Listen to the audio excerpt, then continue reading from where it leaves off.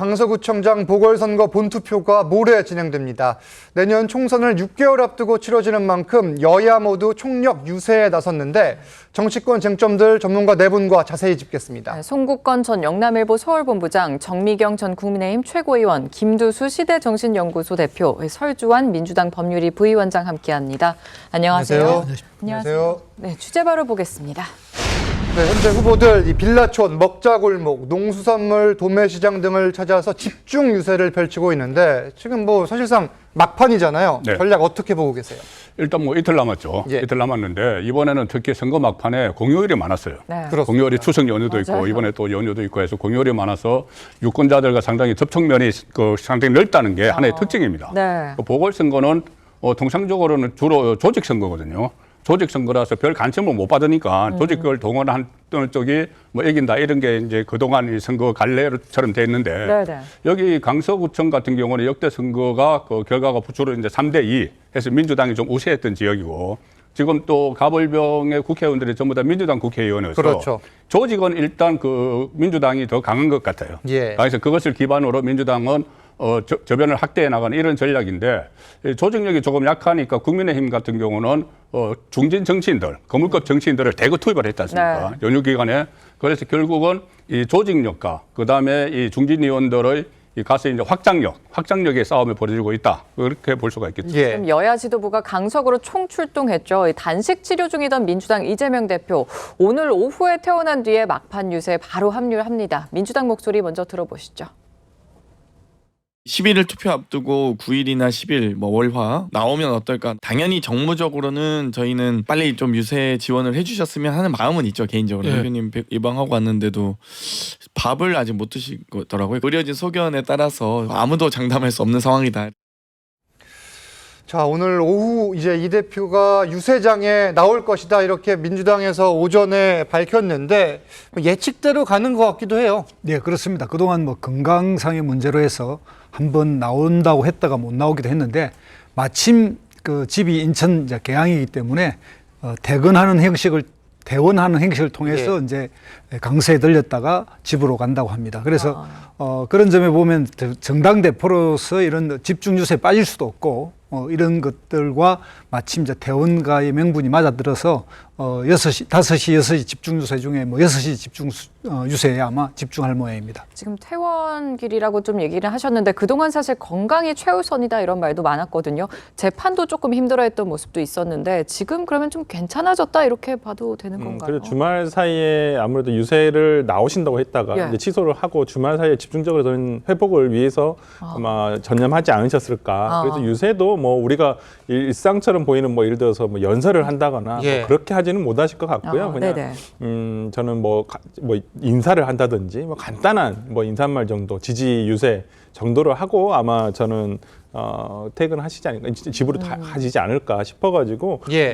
지금 상황에서 전력을 다해서 유세 활동을 하겠다라기보다는 어떤 유권자들에게 특히나 당 대표로서 이런 선거에 나오지 않을 수는 없다고 봅니다. 예. 본인이 성격 규정을 했거든요. 네. 정권 심판이다라고 했기 때문에 거기에 최선두에 당 대표가 있어야 되는 것은 당연한 것이고 또 이런 부분에 있어서 저는 오늘 이재명 대표가 그래도 사전 선거 이후에 본투표 앞에 한번 나서시는 게 좋지 않겠냐. 라고 생각합니다. 예, 유세가 에너지가 워낙 많이 소모되는 만큼 함께하는 것만으로도 메시지를 줄 것이다 이런 설명인데 이번 강서구청장 보궐선거 사전 투표율은 역대 최고 기록입니다. 이에 대한 여야의 해석은 엇갈리고 있는데 이 내용도 들어보겠습니다.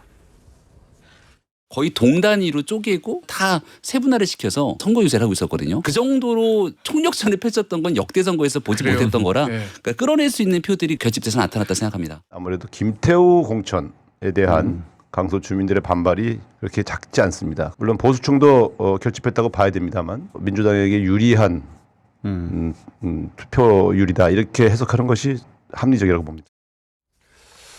자, 들으신 것처럼 해석은 엇갈립니다. 이 사전투표율이 이 대표의 오늘 유세 지원에 직접적인 영향은 없었겠지만 지금 상황 어떻게 분석하세요? 이재명 대표를 우리가 그동안 많이 봐왔기 때문에요. 그 성격상 제가 볼 때는 당연히 유세장에 나오고 싶겠죠. 근데 사실은 지금까지 이제 본인이 그 6일 날 재판하는 거를 4일 날 얘기하지 않았습니까? 자기 몸이 안 좋아서 예. 재판 연기해 달라고. 그런 정도까지 했는데 결과적으로는 재판에도 참석을 했고 예. 그다음에 패스트트랙 그 표결하기 위해서 또 택시를 타고 국회도 가는 모습을 우리가 다 봤잖아요. 6일 오전에 재판, 6일 네. 오후에 국회 네. 등원했죠. 예. 우리 국민들께서도 다 보셨을 거예요. 네, 네. 그러면 사실은 몸이 저렇게 움직일 수도 있고 좋은데 계속 재판을 연기하려고 했던 거 아니냐라는 생각이 드니까 그때 잡았던 사실은 유세를 취소한 거 아니겠어요? 그러면 제가 봤을 때는 이제 머리를 많이 쓰지 않으시겠습니까? 작전을 나름대로. 그럼 언제 유세장에는 꼭 가고 싶은데 언제 유세장에 갈 것이냐. 제가 볼 때는 그게 이제 퇴원하면서 딱 퇴원하는 길에 들려서 마치 예. 집으로 가는 것처럼. 뭐 사실 동선상 강서구를 들렸다 가도 이상하지는 않아요. 그렇죠? 아니, 그러니까 그런 예. 전략이 이제 다 여러 가지가 그렇죠. 나온 것 중에 예. 하나, 네. 그거를 이제 아마 픽했겠죠. 제가 볼 때는. 예. 그러니까 그 방식으로 저는 유세장에 나타날 거라고 보고요. 그게 이재명 대표답고요. 사실은. 예, 뭐 별로 기대하지 않습니다. 왜냐하면 늘 말이 앞뒤가 막 안 맞고 예. 늘 번복이 되고 이러니까 그 예측 가능성이 거의 없어요. 그러니까 사실은 이렇게 논평을 할 때 예측한다는 게 되게 어렵지만 제가 볼 조심스럽죠. 때는 예, 예. 조심스럽죠. 예. 그렇지만 이게 결과적으로 한 번은 나오는데 그게 퇴원하는 길이었구나. 예. 라고 오늘 이제 그게 확인된 거나 마찬가지고요. 네. 그다음에 사전 투표율이 높은 거는 그만큼 지금 양쪽 그 국민의힘과 민주당에서 완전히 막 사활을 다 걸었습니다. 왜냐하면 지금 그 수없이 많은 선거를 치렀던 우리 당원들께서 하시는 얘기가 뭐냐면 와, 이렇게 전국에 있는 당원들이 한 지역에 와가지고 선거운동하는 거 처음 봤다 그래요. 예. 그러니까 아까 막 동마다 쪼개고 왜 세분화시켜서 하고 있잖아요. 그러니까 그런 식으로 지금 전부 다 목숨 걸고 하고 있는 상황입니다. 지금 사실 개인 건강 상태는 저희가 좀 쉽게 단정을 지을 수는 없는데 사실 이재명 대표가 구속영장은 기각은 됐습니다. 하지만 이게 사법 리스크가 완전히 해소된 건 아니거든요. 그럼 이재명 대표가 이번에 좀 합류해서 유세장에 나가는 게 도움이 될 거라고 보시나요? 이재명 대표에게는 지금 유세장에 나갈 수밖에 없는 이유가 하나 있습니다. 네. 뭐냐면은 물론 사법 리스크 지금 해소가 안 됐죠. 다시 네. 검찰이 뭐 구속영장을 재청구한다는 이야기도 있고 결정이 안 났어요. 그렇죠. 그리고 또 다른 사건 재판들도 지금 계속 있는데 그래도 여기에 마지막에 가서 힘을 실어줄 수밖에 없는 이유가 딱 하나 있어요. 이재명 대표에게는. 뭐냐면은 이 지역에 원래 민주당이 유리하다고 해서 10명 이상의 후보들이 난립을 그런데 그것을 이재명 대표가 교통정리해서 진교원 후보에게 전략공천을 했거든요. 예. 전략공천을 한 게 어떤 메시지냐면은 그리고 진교원 후보에게 이게 총선 전초전이라고 생각하고 뛰어라는 말을 했습니다. 이게 어떤 의미냐면은 본인이 그 사법 리스크에 걸려 있더라도 옥중 공천 이야기까지 나왔지 않습니까? 네. 본인이 이번에 했던 것처럼 총선에서도 내가 전략 공천을 내가 할 수가 있다. 이 메시지로 지금 민주당 상당수가 받아들이고 있어요. 그렇다면은 본인이 10몇 명의 후보들을 다 제쳐놓고 전략 공천을 직접 했으면은 승리로 이끌어야 되는 거예요. 이끌어야 되니까 지금 그동안 판세를 쭉 봤겠죠. 판세를 보고 오늘 마지막에 가서 어떤 더 도움을 주는 승리를 확신시키는. 그래서 본인이 전략 공천을 한 후보를 이번에 당선시켜야지 총선 때 본인이 전략 공천을 할 수 있는 명분이 더 넓어지는 겁니다. 예. 그래서 저는 이재명 대표가 만약에 이게 선거가 너무 열세라서 이길 가능성이 희박하다는 경우에는 안 나왔을 거예요. 마지막까지 나왔어도 치게 되면 안 되니까. 네. 그런데 판세를 분석해 보니까는 성찬이 있다고 생각을 해서 나중에 총선까지 염두에 두고 마지막 지원 요새에 넣은 것 아닌가 그렇게 예. 됐거든요. 이후 상황까지 고려를 했을 것이다 이런 설명이고 이 대표 오늘 직접 유세장에 나섬으로써 뭐 물론 병상에서도 당무를 받지만 본격적인 당무 복귀의 신호탄이에요. 국회도 나오고 당 대표실도 가고 그럴 텐데 당을 어떻게 이끌어갈 것인가 이것도 사실 관심이거든요. 예, 이재명 대표에게 주도권이 좀 넘어간 상황입니다. 예. 그러니까 어쨌든 그 영장 심사 결과에서 네, 그런데 당은 원래 이제 정당은 중앙당 당대표를 중심으로 해서 충성하는 체계를 기본적으로 갖추고 있습니다. 그래서 당이 예비 총리와 내각을 준비해서 집권하는 내각제 정당은 당연한데 대통령은 당이 집권하기보다는 개인 캠프와 개인이 집권하는 형식이거든요. 그러다 보니까 정치 제도는 대통령제로 되어 있는데 정당은 내각제 국가처럼 운영되고 있어서 이 내에 정당이 가지고 있는 대중정당이라고 하는 안에서의 순혈주의, 그러니까 단일하게 하나의 노선으로 당이 하나로 뭉칠 수 없는 이 한계 때문에 예. 끊임없이 주류와 비주류가 나뉘는 가운데 이번에 당 대표의 어떤 뭐 다른 그 법률적 유고가 있었으면 모르겠습니다. 이제 거기서 회복해 돌아왔기 때문에 이재명 대표는 여기서 뭐 추출이나 이런 이야기보다는 이제 다 당의 합의나 이런 어떤 통합을 이끌 거라고 보고요. 예. 뭐 수박 감별산 이런 이야기는 일시적이고 일부의 당원들이 하는 이야기지 정당 내에서는 이런 흐름은 거의 없다 이렇게 알고 지금 있습니다. 화합과 통합을 이끌 것이다 말씀하셨는데 이런 상황에서 홍익표 원내대표의 최근 발언 주목을 받고 있습니다. 당에 도움이 안 되는 사람한테 공천을 줄 수 없을 것이다. 이 말 어떻게 보셨습니까? 원내대표가 공천권이 있나요? 저는 이 말씀은 조금 많이 나간 말씀이시다 이렇게 생각을 하고요. 공천은 민주당은 공천 시스템이 있습니다. 네네. 거기에 따라서 하면 될 거라 생각하고요. 이러면 그 과거 이철규 국민의힘 사무총장이 배 승선을 못 시키겠다. 예. 그래서 내리게 하겠다. 네. 이 말씀하고 또 뭐가 다르나요? 반대편에서 그래서 공격을 받았잖아요. 네, 그러니까 거기에 대해서 민주당에서 엄청 비판을 했지 그렇죠. 않습니까? 그렇죠. 그게 무슨 민주정당이야. 정말 민주주의가 누구보다도 가장 큰 가치 민주당에서 최근에 벌어지고 있는 이러한 상황들은 모르겠습니다. 뭐 정말 이재명 대표의 적극 지지층이라고 하는 분들의 입장에서는 뭐 그분들 듣기 편하게는 그냥 다 나가세요 이렇게 하면 편하겠죠. 예. 근데 정당은 그렇게 돼서는 안 되지 않겠습니까? 그리고 책임 있는 자리에 계신 분들은 더더욱이나 그런 말씀을 오히려 뭐 속마음은 어떻게 가지고 있을지 모르겠지만은 저는 겉으로라도 어떤 대중 매체에 나와서 하시는 말씀은 예. 그렇게 하는 것이 당에 도움이 되냐 이 말이에요. 그 똑같은 결국에는 뭐 국민의힘보다 또 좋을 게 하나도 없잖아요. 그냥 예. 정치권이 거기서 거기구나. 이런 말밖에 안 듣기 때문에 저는 그런 말씀을 좀 상가해 주시는 게 맞지 않을까 싶습니다. 네, 지금 민주당이나 국민의힘이나 이 당 내부 상황 복잡한 면들이 있는 건데 이게 사실 이번 선거 이후에 국민의힘에 어떤 영향을 미칠지도 관심이거든요. 어떻게 전망하세요? 사실은 이제 이 강서구청장 선거는 아까 계속 말씀드리지만 예. 국회의원 전원 3명이 전부 다 민주당이에요. 그렇죠. 그러니까 네. 그 국민의힘으로서는 굉장히 열세 지역이에요. 총력전을 다 할 수밖에 없는 지역이에요, 사실은. 근데 이제 여기서 이제 결과가 났을 때 이제 보통의 상황은 보통 이제 책임론이 나올 수밖에 없잖아요. 네. 근데 이제 이 선거가 이제 이렇게 우리한테 불리한 지역에서 일어나는 게 있고 그런 상황을 다 알기 때문에 과연 책임론을 어떤 방식으로 물을 수 있는가 이런 문제도 사실은 좀 다른 경우하고는 좀 다를 것 같아요. 그럴 수 있죠. 예. 그렇기 때문에 이거는 이제 끝나고 났을 때 과연 득표차가 뭐 어느 정도냐 뭐 이런 얘기까지 다 나오지 않겠습니까? 그러니까 이제 그건 두고 그 다음에 좀 예측해봐야 되지 않을까 예. 그런 생각이 듭니다. 네, 또 알겠습니다. 총선을 6개월 앞둔 시점에서 야당뿐 아니라 여당의 가장 큰 과제도 계파 갈등이다 이런 분석이 나오죠. 하태경 의원이 험지 출마를 선언한 데 이어서 이 홍준표 대구시장은 제 살 길을 찾는 것뿐이다 이렇게 평가를 했습니다. 이거 전반적으로 위원님 어떻게 들으셨어요? 저는 두 분 다 말씀 다 맞는 것 같아요. 예. 예, 뭐 틀린 말은 다 없는 예. 거예요. 다만 어느 시각을 더 중요하게 더 무게 있게 바라보느냐의 문제인 것 같아요. 네. 그럼에도 불구하고 하태경 의원이 그 다른 분들과 다르게 나는 수도권에 간다라고 얘기한 거는 용기 있게 말한 거잖아요. 그다음에 두 번째는 하태경 의원은 전국적 인지도가 있으니까 본인이 수도권에서도 나는 이길 수 있다라는 생각을 하셨기 때문에 저는 가능하다고 봐요. 예. 그렇지 않은 분들은 용기를 내기가 좀 어렵지 않을까라는 생각이 들기 때문에요.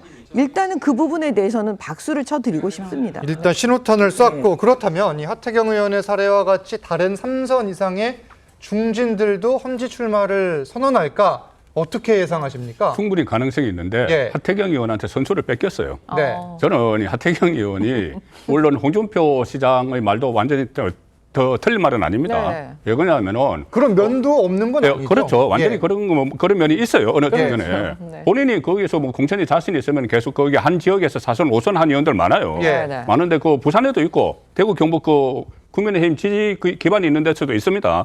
그런데 지금 선제적으로 6개월 앞두고 서울에 출마를 하겠다. 이 서울 출마는 사실상 험지를 이야기하거든요. 네. 지금 뭐 마포의 정청래 의원과 붙을 것이라는 이런 이야기도 나오는데 예. 이렇게 선수를 쳤기 때문에 지금 다른 그동안에 저희가 아는 그 여러 중진 의원들도 특히 영남 쪽에서는 윤석열 대통령이 이제 첫 총선을 하는 것인데 윤석열 그 인형, 그러니까 그 국정 철학을 심기 위해서라도 윤석열 대통령과 가까운 사람들, 그래서 용산에서 30명 자출실까지 나오잖아요. 예. 그런 사람들이 주로 영남 지역에 오면은 어차피 공천을 받지 못할 텐데, 그래도 그 전에도 지난 총선에도 그런 경우가 있었습니다. 수도권으로 온 의원들이 있었어요. 예. 그래서 서로 눈치를 보고 있었던 걸로 저는 알아요. 예. 근데 이제 하태경 의원이 선제적으로 했기 때문에 다른 의원들도 거기 이제 그 계속 연달아 몇 사람은 더 있을 걸로 보고 하태경 의원을 평가를 하는 것은 예.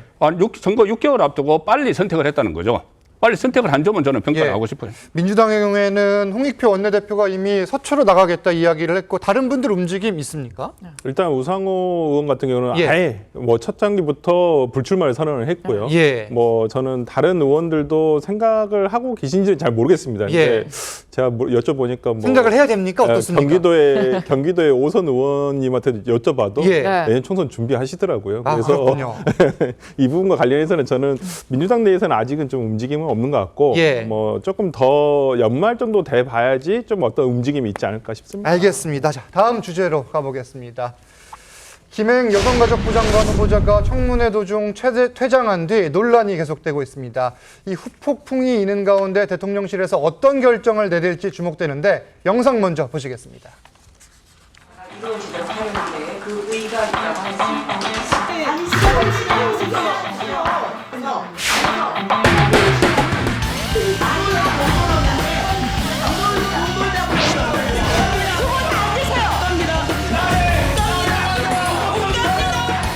저는 지금 생각해도 그 방법뿐이 없었다고 생각해요. 정말입니다. 저요 코인쟁이 아닙니다. 아니에요, 아닙니다. 그걸로 돈 번 적 없습니다. 그렇게 얘기하지 마십시오. 월단회에서도 만나지 못했죠. 저 월단의 회원 아니거든요. 네, 회원 아닌 거 압니까? 저 나이가 월단- 많아서 월단회 회원에 안 껴주는 거죠. 그건 또 무슨 네, 말씀이세요? 월단회 아닌데 회원은 60년대 이후에 태어난 사람들만 가입하는 거죠. 네. 저는 월단 회원은 모르는데요. 저랑 봤습니까? 아닙니다. 그래서 김건희 여사를 만났다라고 말씀하셨어요. 저랑 같은 날 아닐 겁니다. 합니다. 아니 제가 거짓말 안 했거든요.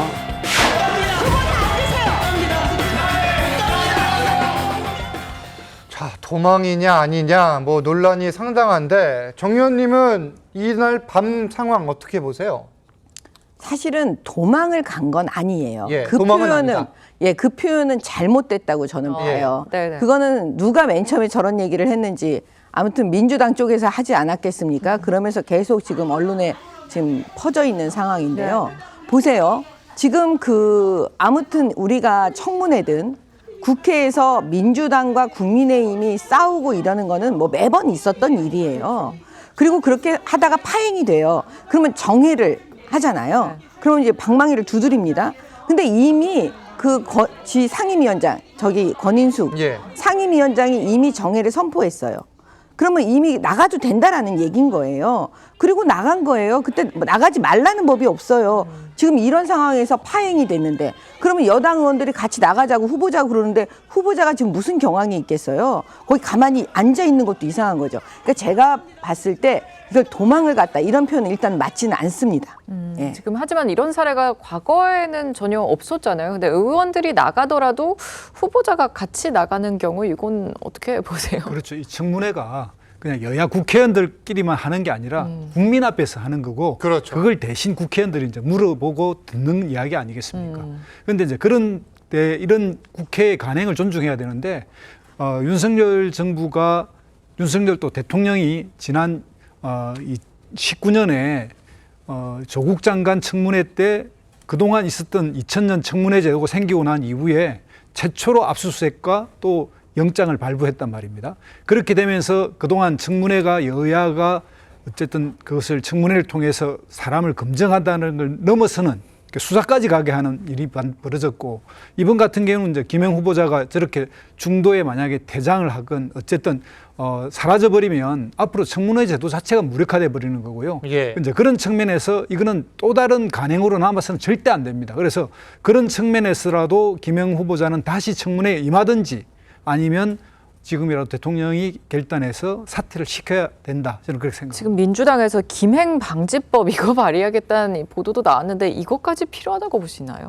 그러니까 이번에 인사청문회를 보시면서 국민들께서 많이 느꼈을 거예요. 이건 여야의 문제는 저는 아니라고 보여요. 이건 뭐 민주당이 야당일 때 아니면 국민의힘이 뭐 야당일 때 저는 마찬가지로 보이는데 지금 최근에 인사청문회 뭐 국민의힘에서도 지금 문재인 정부에서 인사청문회 보고서 채택 안 되는데도 예를 들어서 임명을 강행한 경우가 뭐 30 몇 차례다 이렇게 해서 지금 굉장히 비판하지 않으셨습니까? 그렇죠. 지금 윤석열 정부에서 똑같이 진행되고 마찬가지고요. 있거든요. 저는 보고서 채택을 강제할 것인가에 대해서는 지금 뭐 대통령의 인사권에 대한 침해 여부라든지 이런 위헌 소지가 없지 않아 있기 때문에 이건 뭐 차후에 다시 한번 여야가 협의를 통해서 저는 할 필요가 있다고 보고요. 먼저 이번 김행 후보자 같은 경우에는 중간에 나가버렸어요. 그러니까 이런 경우를 인사청문회법을 제정을 할 때 상정하지는 못했어요. 당연히 그런 경우는 없을 거라고 생각을 했었으니까. 없었고요. 예, 당연히 없었고요. 근데 이렇게 중간에 나가버린다면 이런 안 좋은 선례가 될 수 있거든요. 그러니까 앞으로 예를 들어서 후보자가 와서 뭐 본인에게 불리한 내용을 한다. 나가버리면 그거 어떡하겠습니까? 그렇게 한다면 이게 인사청문회가 끝난 것인지 안 끝난 것인지 정확하게 어떤 법적인 효력을 강제할 필요는 있다. 그리고 특히나 지금 가장 문제가 되고 있는 게 어떠한 자료를 제출하지 않고 있어요. 특히나 이런 부분에 있어서는 좀 강제성이 필요하고 처벌 규정도 필요하다고 보기 때문에 저는 이런 부분에 대해서는 국민들께서도 인사청문회가 보완이 필요하겠구나라는 생각이 들기 때문에 저는 이 부분에 대해서 입법적으로 보완이 필요하다고 봅니다. 비슷한 사례를 막기 위해서 이른바 김행 방지법을 만들어야 된다. 뭐 이런 주장이 나오는 건데 송 의원님 어떻게 보세요? 사실 이 장관급은 투표를 안 하죠. 청문회하고 투표를 안 하기 때문에 하루만 버티자는 그런 그 이미지 그런 생각들이 있어요. 없지 않습니다. 하루만 잘 버티면 된다. 그러면은 지금 이 경우에 그러면 만약에 이 정회를 하기 전에 김행 후보자가 나와 버렸으면은 그것은 출행난 쳤다 뭐 이렇게 이야기를 해도 돼요. 근데 선후 관계가 이렇게 나가려고 하고 막아서는 과정에서 이 정회를 했습니다. 권은식 위원장 정회를 했어요. 정회를 하고 나왔어요. 그러면 저도 인사청문회 많이 취재를 해봤지만은 정회가 길어지면은 그 후보자가 나와요. 나와서 대기실에 좀 앉아 있다가 속회를 하면 다시 들어옵니다. 그냥 마냥 앉아 있는 게 아니고. 그래서 그런 상황에서 실제로 12시 반까지 그 옆에 있었다는 거죠. 1분 거리에 대기실에 있었고 그 사이에 그러면은 권인숙 위원장에게 사과를 하라. 그 서로 이제 타협이 이루어지지 않았어. 12시 반까지 있다가 간 거예요. 간 그 상황이기 때문에 이것을 김행랑, 김행 이름을 따서 조랭랑 또 이것을 행방불명 행 이름 따서 이렇게 프레임을 붙여가지고 이것을 마치 도중에 뛰쳐나가버린 것처럼 하는데 뛰쳐나가서 그걸 물론 정회를 하고 뛰쳐나가서 어디 가버렸으면은 그것은 김행랑 이렇게 해도 돼요. 근데 가지 않고 12시 반까지 기다렸어요. 기다렸으면은 그것은 그런 프레임을 걸 게 아니고 또 특히 저는 어쨌든 이런 상황이 일어난 것도 국회에서 처음 봤는데 또 처음 본 것이 이 사안의 발단이 된 권인숙 위원장이 그렇게 답변할 거면 사퇴하세요. 위원장이 그렇게 하는 건 저는 처음 봤거든요. 사퇴라는 단어를 입에 올리는 행위. 그러니까 거기에 대해서 그 부분에 대해서 사과를 하라고 요구하는 과정에서 이 일이 일어났기 때문에 이런 일이 일어났다고 해서 이것이 그 윤석열 대통령이 임명을 하는데 거기 변수는 되지 않으려고 봅니다. 김행 후보자는 일단 인근에서 1시간 정도 기다렸고 국민의힘 측에서는 김 후보자의 퇴장에 맥락이 있었다 이런 입장인데 이 내용도 듣고 오겠습니다. 인신공격이 과도하게 진행이 되고 또 위원장이 나서서 사퇴 압박까지 하는 상황에서 이것은 후보자의 자질을 검증하는 정상적인 청문회 절차라고 보기 어렵기 때문에 여당 의원들이 반발하면서 퇴장이 이루어졌기 때문에 전후 맥락은 좀 살펴봐야 될 것 같습니다.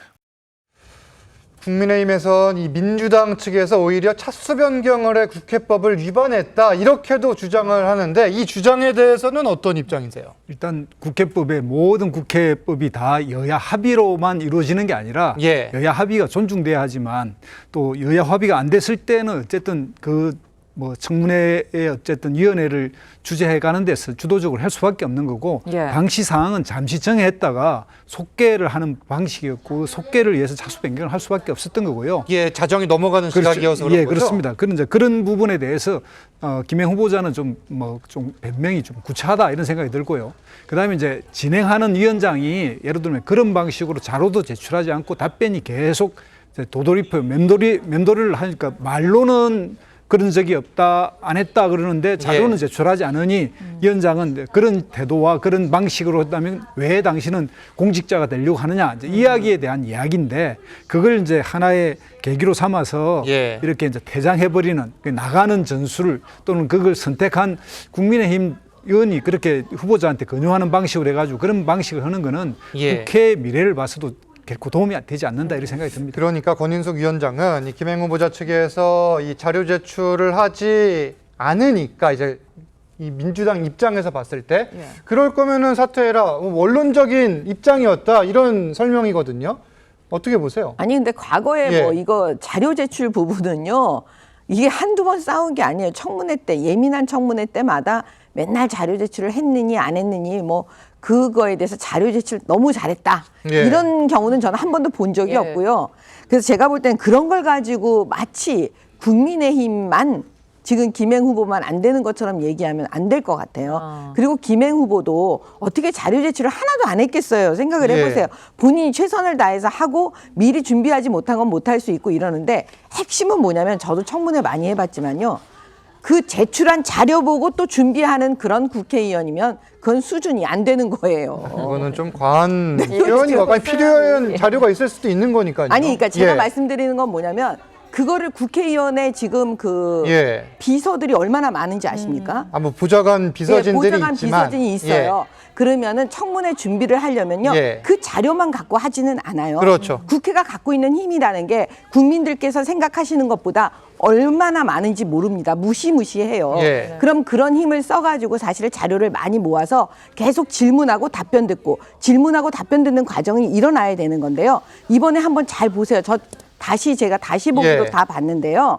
보면은 후보자가 대답할 기회를 안 줘요, 아예.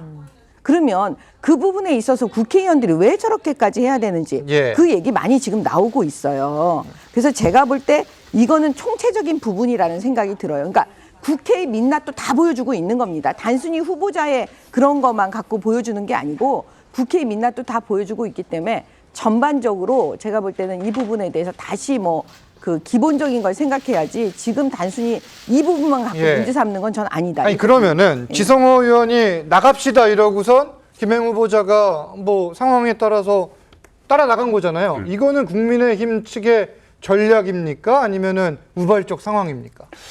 일단 국민의힘에서는 그러니까 국회의원이 여당 의원이 먼저 나갑시다고 한 거죠. 여당 의원이 그러니까는 김행 후보자는 경험이 없으니까 그 상임위원장이 이것을 사퇴하라고 하는 데 대한 그 엄중한 그 의미를 잘 몰랐던 거예요.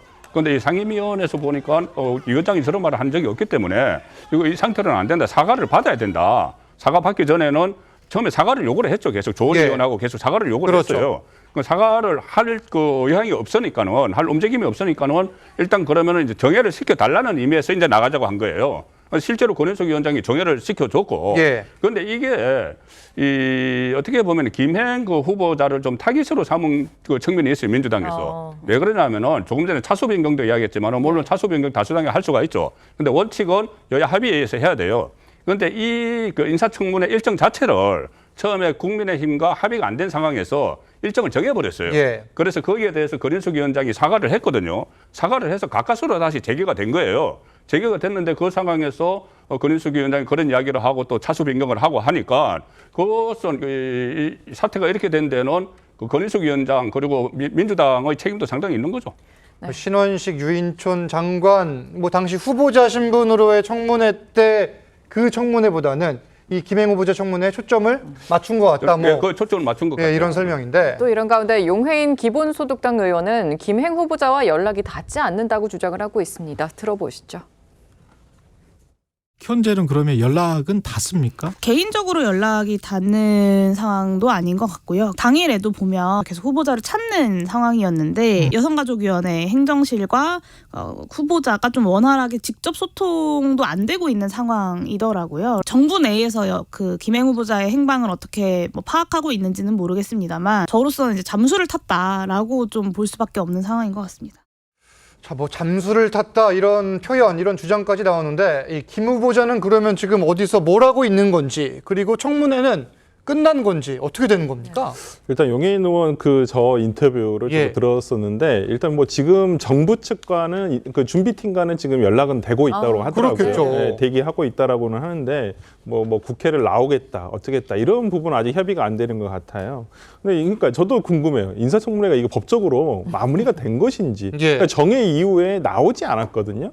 그걸 인해서 그 다음 날도 기다렸습니다. 그렇죠. 근데 그 이후에 이걸 종료한다라고 어떻게 선언한다거나 아무 조치가 없었어요. 조치가 없었어요. 그렇기 때문에 이러한 것이 참 인사청문회의 역사상 처음이라서 여야도 이거 좀 유권 해석이 필요한 부분이라고는 보입니다. 근데 이 부분을 과연 마무리가 됐다라고 물론 사실상은 뭐 김행 후보자가 다시 나오겠다 이런 부분이 협의가 되면야 나와서 뭐 한 번 더 하고 하는 게 좋겠지만 만약에 계속 이렇게 나오지 않은 상태로 간다면 저는 마무리가 되지 않았다고 보거든요. 법적으로는. 그러니까 이거 해석의 여지가 분명히 있을 것 같고 나중에 이것을 대통령께서 임명을 강행하시면 그 임명 강행한 것이 또 법적으로 저는 문제가 될 소지가 있다고 보입니다. 그렇기 때문에 저는 뭐 이 부분에 대해서 해석이 남아 있다고 보고요. 저는 이 후차적인 과정을 통해서 이 위법 문제가 어떻게 문제가 될 소재가 있다라고 생각을 하기 때문에 끝났다 안 끝났다라는 부분은 아직 저도 지금 명확하게 말씀을 못 드리겠 일단 청문회가 끝났다고 이야기할 순 없다. 이거네요. 법적으로는 제가 확인을 해보니까 이게 지금 정해 상태예요. 그러니까요. 네, 정해 상태입니다. 이게 그 완전히 두드려서 끝내야 되는데 그러자면은 저는 두 가지가 있어야 된다고 봐요. 양쪽이 사과를 하는 것. 권인석 위원장도 그런 발언한 데서 사과하고 그리고 이런 문제를 일으킨 데 대해서 어쨌든 논란을 일으킨 데 대해서 김혜영 후보자도 사과를 해서 빨리 끝내야 된다고 봅니다. 지금 누가 잘못했다 사실 뭐 잘했다 이걸 떠나서 사실 국민들이 이런 모습을 봤거든요. 근데 대통령실에서는 사실 이런 모습이 비춰진 거에 대해서 조금 우려를 할 것 같아요. 어떻게 생각하세요? 아니 이제 국민들께는 되게 송구하다는 그런 마음이 당연히 있겠죠. 지금 여러 가지 상황을 봤을 때 뭐 구체적으로 말씀은 안 드려도. 근데 이제 다만 지금 자꾸 이제 이 말씀을 드리게 되는데 지금 국회가 다수당이 민주당이지 않습니까? 근데 이게 횡포, 막 갑질 이런 느낌까지 지금 와서 닿으니까 정상적이고 상식적인 모습을 계속 못 보여주고 있잖아요. 그러면 이럴 때 대통령도 되게 고민이 많으실 것 같아요. 이게 정상적일 때 어떤 그 수를 사실은 작전을 쓰고 둬야 되는데 그리고 국민들도 보시기에 안 좋으니까 이건 어떻게 해야 돼? 이러는데 지금 국회가 정상이 아니라고 보여지기 때문에 그 가운데서 어떤 묘수를 찾아야 되는데 뭐 기도해드려야 될 것 같아요. 어떻게 예상하세요? 대통령 임명할 걸로 보세요? 기도까지 나왔어요. 대통령의 지금까지 리더십 스타일로 보면 임명을 할 것 같은데 임명을 할 것 같다. 임명을 하면 지금 있는 강서구청장 보궐선거에도 야당 편들어주는 거고요. 내년 총선에도 여당이 아니라 야당 편들어주는 결과가 나올 거기 때문에 그렇게 해서는 안 되고 앞에 말씀드린 대로 대한민국의 미래 청문회 제도를 위해서도 사퇴를 시키는 게 바람직하다 이렇게 생각합니다. 사퇴를 해야 된다는 주장. 하지만 국민의힘 측에서는 당연히 아니다. 뭐 그런 입장을 갖고 나올 것 같아요. 그렇죠. 지금 어떤 이 절차상의 문제인데 절차상의 문제가 제가 설명드렸다시피 이것은 국회법에 어긋나는 건 없어요. 약간 혼선은 있었지만 국회법에 어긋나는 게 없고 다른 어떤 뭐 예를 들어서 코인 의혹이나 뭐 주식 파킹 이런 것들도 직접적으로 그 장관으로서의 업무 수행과는 좀 그 직접 연결이 안 되기 때문에 국민의힘에서는 이게 하자가 없다는 그 입장이죠. 상임위원장이요. 사과를 안 하고 있잖아요. 사실 사과를 해야 되거든요. 근데 자기들이 해야 되는 그런 부분은 지금 전혀 얘기를 안 하고 사퇴하라 이렇게 얘기를 하는데 그걸 어떻게 받아들일 수 있겠습니까? 결국은 국민들이 이 상황을 어떻게 바라볼지 양쪽 다 신경을 쓸 수밖에 없어 보이고 지금 이 김행 후보자 청문회뿐만 아니라 이 이균용 후보자 임명 동의안 부결 이후 이 인사 문제를 두고 강대강 대치가 계속 이어지고 있습니다. 헌법재판소장의 임기 역시 다음 달 10일 끝나는데 지금 상황이 초유의 사법부 수장 두 사람이 모두 공백 상태가 될 수 있다 이런 우려도 나와요. 일단 그 가장 중요한 건 대통령께서 양질의 후보자를 국민들이 납득할 수 있는 뭐 야당을 이해시키려고 저는 그런 말씀 안 하겠습니다. 국민들이 납득할 수 있고 신뢰할 수 있는 후보자를 제청해 주신다고 한다면 야당의 검증을 통해서 저는 충분히 임명 동의안이 통과될 수 있다고 보거든요. 근데 그렇지 이번 대법원장 같은 경우에는 이균용 후보자 같은 경우에는 그러지가 않았어요. 그러니까 본인이 실수인지 어쩌 고의인지는 모르겠습니다만 법을 잘 몰라서 자기가 이제까지 재산 신고 이런 거 잘 하지 못했다. 법을 잘 몰라서란 말씀을 안 하셨어야 돼요. 제가 볼 때 사법부 수장이 어떻게 법을 몰랐다는 말씀을 하실 수가 있겠습니까? 그러니까 뭐 이게 하나의 레토릭일 수도 있습니다만은 그렇더라도 어떤 예. 인사청문회 과정에서 본인이 그런 말씀을 안 하셨다 됐고, 그다음에 이제까지 뭐 증여세라든지 뭐 이런 부분 투명하지가 않았어요. 네. 그러니까 계속 돈을 배당 수익을 받는다거나 어떤 계속 그런 게 있었음에도 불구하고 본인이 제대로 신고하지 않은 부분도 있었기 때문에 저는 이런 부분 부족하다고 생각했고, 대통령께서 해결하실 수 있다 저는 봅니다. 예. 자녀 유학비 몇 천만 원 이거 증여세 문제, 예. 그리고 또 저가의 비상장 주식 그 미신고에서 본인에게 이익이 가는 건 없어요. 네. 이런 부분이 과연 35년 만에 대법원장을 이 기각을 시켜 부결을 시킬 그 일이 되는가?